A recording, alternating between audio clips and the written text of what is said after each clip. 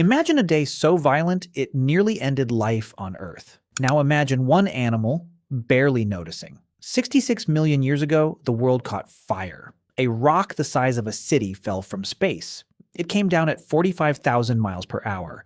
It struck what we now call the Gulf of Mexico. The impact defies imagination. More energy than several billion Hiroshima bombs in a single moment. Wildfires tore across entire continents. Ash and sulfur flooded the sky. The sun vanished for years. The planet froze in darkness. 3 of every 4 species disappeared. Every dinosaur that couldn't fly was wiped out, but one creature stayed behind. The crocodile. Not struggling. Not barely alive. Just carrying on. Almost exactly as it always had. And that should be impossible. Stay till the end. The last part will completely change how you see survival. Let's start with what makes this so strange. Look at a crocodile on a riverbank today. It looks almost identical to the ancient ones. Same flat, low body, same armored back, same slow, patient hunting. It watched the dinosaurs die, and it barely changed a thing. Now think about what died around it. Bigger animals, gone. Smarter animals, gone. Faster, stronger, more adaptable animals, gone. Whole ecosystems collapsed into dust, and this reptile just walked through it, like a leftover from the age of giants. So what did crocodiles have that dinosaurs didn't? Let's peel it apart, one layer at a time. The first guess is always water. Crocodiles live in rivers and swamps. Maybe the water shielded them. Sounds reasonable, but it collapses fast. Meet the mosasaurs, enormous marine reptiles, some over 50 feet long. They ruled the open ocean. You'd think deep water was the safest place of all. Yet, mosasaurs went extinct anyway, so water alone wasn't the answer. Next theory, size. Small animals need less food, and food was the whole crisis. With no sun, plants stopped growing. Tiny mammals survived on seeds and bugs. That works for many survivors, but crocodiles break it. Some ancient crocodiles were giants, over 30 feet long, big enough to kill a small dinosaur. If small size was the rule, they should have starved. They didn't, so it's not the water, and it's not just being small. What about hiding underground? Burrowing is a real survival trick. Small mammals dug deep. They escaped the heat and dark, then climbed out when it was safe. Some crocodile relatives could dig too. That likely saved a few early on. Burrowing buys you days, maybe weeks. The famine lasted years. Sunlight stayed blocked. Plants couldn't recover across the globe. Hiding for a month doesn't explain the rest. How did they keep eating for years? In 2025, one scientist chased this question, paleontologist Randy, at the Natural History Museum of Utah. His research kept landing on one answer: diet. Crocodiles are dietary generalists. In plain terms, they'll eat anything. Fish, birds, mammals, insects, carrion, other reptiles, anything that wanders too close. Now compare that to a dinosaur. Many were built for one food source, one plant, or one type of prey. When ecosystems crashed overnight, the picky eaters starved first. But the animal that ate everything? It always had a backup meal. Still, diet alone isn't enough. Plenty of generalists still died. So there had to be more. And here's where it turns eerie, because crocodiles had done this before. Long before the asteroid. Rewind to 201 million years ago. Another mass extinction hit, at the edge of the Triassic and Jurassic. Back then, crocodile-like reptiles ruled. They were called pseudosuchians. They filled roles dinosaurs would later take. That extinction nearly wiped them all out. Only one lineage survived. Researchers traced what came next, and the survivors didn't just limp on, they exploded into new shapes and lifestyles the moment the pressure lifted. So think about that. Crocodiles have escaped 2 of the worst extinctions ever, not by luck once, but by this same body plan, twice. But let's be honest about survived.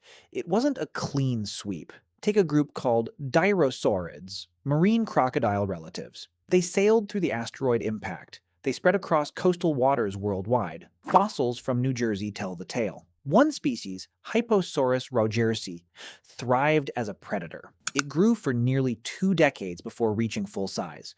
And then, tens of millions of years later, they died out anyway. Outcompeted. Undone by new changes. Changes their ancestors never faced. Surviving the asteroid wasn't a promise of forever. It just bought time. So what made the true survivors different? Modern crocodiles kept winning, extinction after extinction, long after each crisis ended. A 2025 study dug into why. led by paleontologist Keegan Melstrom, and the answer sounds backwards.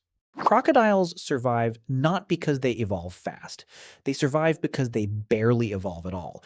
Their body plan was simply that good. So efficient, so flexible. There was rarely any reason to change it. Low body, ambush hunter, armored, patient, built to survive months without a meal. That formula worked in the Triassic. It worked in the Cretaceous. It still works today. And that low-energy lifestyle might be the real secret. Crocodiles are ectotherms. They don't burn calories to stay warm, not like mammals or dinosaurs did. A big crocodile can survive nearly a year without food. It drops its metabolism to almost nothing, and simply waits. After the asteroid, sunlight barely touched the ground for months. The food web collapsed from the bottom up. An animal that must eat constantly? Doomed. An animal that can shut down for months? Fine. It just needs to outlast the chaos.